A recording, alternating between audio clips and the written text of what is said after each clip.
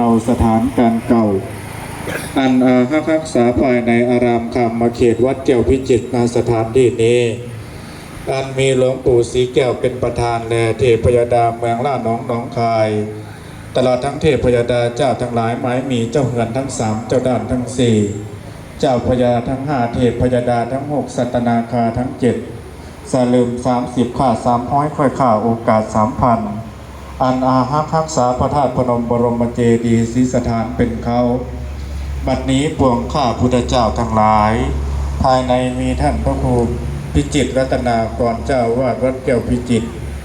และพระภิกษุสงฆ์สามเณรทุกรูปภายนอกมีเหล่าทายกทายิกาอุบาสกอุบาสิกาทั้งหลายจะได้ประกอบพิธีปีบวงสรวงสักการะเทพพยดาเจ้าทั้งหลายตลอดทั้งองค์หลวงปู่ศรีแก้วในงานเทศกาลออกพรรษาปี 2568 จึงขออัญเชิญเทพดาเจ้าทั้งหลายในหมื่นโลกธาตุจักรวาล